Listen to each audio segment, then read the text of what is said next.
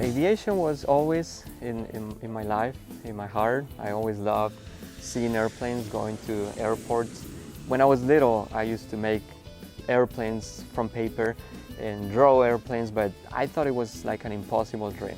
I became interested in aviation since I was a child. Traveling on airlines, walking through the cockpit would amaze me. All of these buttons inside of the cabin. I was always an adventurous kid. Aviation has some of the most adventure to it, so it always was appealing to me. I wanted to travel around the world, and traveling around the world these days involves aviation. When I was in a mission school, we had to develop a project for life, and that's when I asked God, tell me what is the project for my life, for the future? How can I serve you? What can I do? And the Lord brought to my mind again the idea of aviation, using aviation for the gospel, to bring the gospel to the Amazon region. We believe the Amazon region because that's where God put in our hearts. He called us to go there, and we feel like that's where we would like to call home, stay there for many years. Because it's a hard to reach area. It's an area where not many people are working, and I have personally experienced being there and noticing the big hunger and lack of knowledge of God and the presence of people that can teach and make disciples in this area.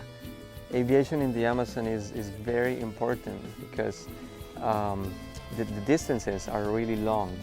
The way of transportation, the main way of transportation they use is by boat. And it's good, it works, but sometimes it takes days.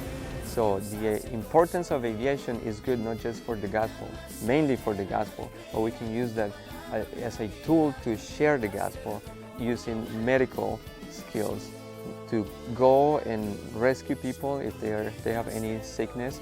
We can bring them to a hospital, but we can use also aviation to go and preach the gospel, visit new villages, keep encouraging the pastors to equip them.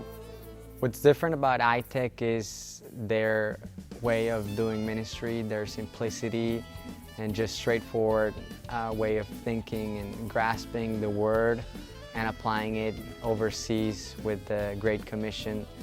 I think it's very important what they are doing. They are training us, very much giving us the tools, empowering us to go and do the work. ITEC's helping us out in many ways. One of the ways I've seen that they're helping us out tremendously alongside Liberty University and Dr. Fanning is philosophy and ideology, how to do ministry in these parts of the world. The main goal is to do discipleship, to share the gospel with indigenous people, reach them for Christ, but also train them. So equip them, spend time with them and in training so they can feel ready to go and reach other villages.